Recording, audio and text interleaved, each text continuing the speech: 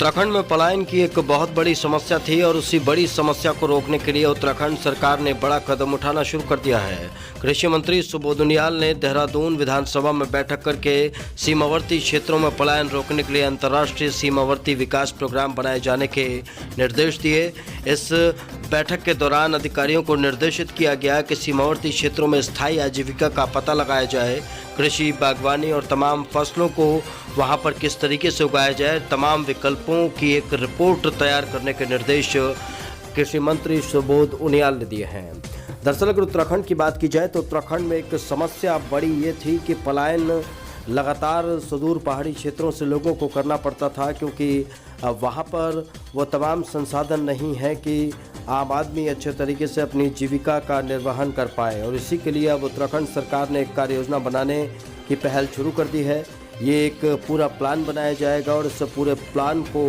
भारत सरकार को भेजा जाएगा। अंतर्राष्ट्रीय विकास प्रोग्राम के तहत उत्तराखंड सरकार पलायन रोकने के लिए बड़े कदम उठाने जा रही है। तो ये बड़ी खबर, जहां पर विधानसभा में कृषि मंत्री सुबोध उनियाल ने अधिकारियों के साथ एक बैठक करके पलायन को रोकने के लिए एक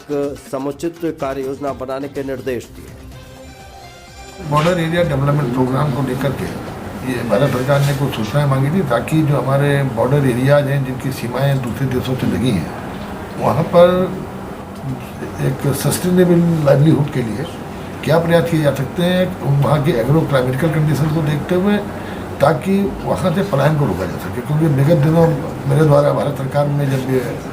कृषि मंत्रियों की बैठक हुई थी तो हमने इस बात को काफ़ी उससे उठाया था कि जो बॉर्डर एरियाज हैं उनका पलायन देश के लिए सामरिक दृष्टि से बात करना है, क्योंकि बॉर्डर खाली होंगे तो कहीं ना कहीं इससे देश को नुकसान होगा। और भारत सरकार ने उसी संबंध में सूचनाएं मांगी थी कि जिसमें हमारे पिथौरागढ़ जनपद के 4 ब्लॉक्स, उत्तरकाशी जनपद का 1 ब्लॉक और चंपावत जनपद के 2 ब्लॉक, चंपावत और लोहाघाट, ऊधमसिंह नगर जनपद का 1 ब्लॉक खटीमा ब्लॉक और चमोली जनपद का जोशीमठ ब्लॉक, ये ब्लॉक जो कि जिनकी सीमा जो दूसरे देशों की सीमाओं से जुड़े ब्लॉक हैं, इनमें करीबन 1 से 10 किलोमीटर तक के जो गांव हैं उनमें वहाँ की एग्रो क्लाइमेटिकल कंडीशंस के हिसाब से किस तरह की सुविधाएं दी जा सकती हैं ताकि वहाँ पर माइग्रेशन रुके। तो इसको लेकर के चर्चा थी। तो इसमें हम लोगों ने तय किया, जिससे हमारा एक IMA विलेज एक कंसेप्ट है जो अभी इस राज्य में हमने लॉन्च किया। तो हमारा कहना यह है कि IMA विलेज की तर्ज पर ही इन सभी का इंटीग्रेटेड मॉडल एग्रीकल्चर विलेज, एकीकृत आदर्श कृषि ग्राम, जिसमें किसान को कृषि के साथ साथ जो अलाइड सेक्टर है, मसलन पशुपालन है, डेयरी है, बकरी पालन है, मछली पालन है, मधुमक्खी पालन है, तो तमाम इंटीग्रेटेड कंसेप्ट पर, जिसमें एग्रीकल्चर और अलाइड सेक्टर दोनों को मिला करके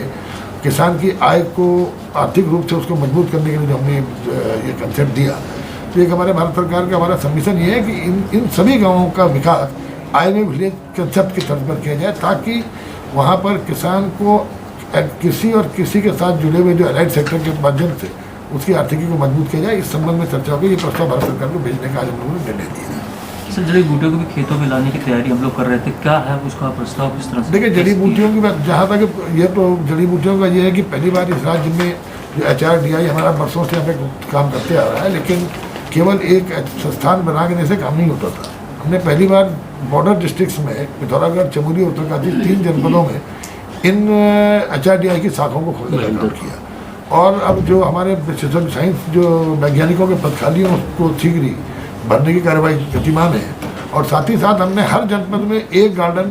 हर्बल फार्मिंग के लिए देने का निर्णय लिया है, ताकि जो हमारे उद्यान विभाग के बगीचे हैं, तो 13 बगीचे हम HRDI को दे रहे हैं, ताकि हर जनपद में इस राज्य में जो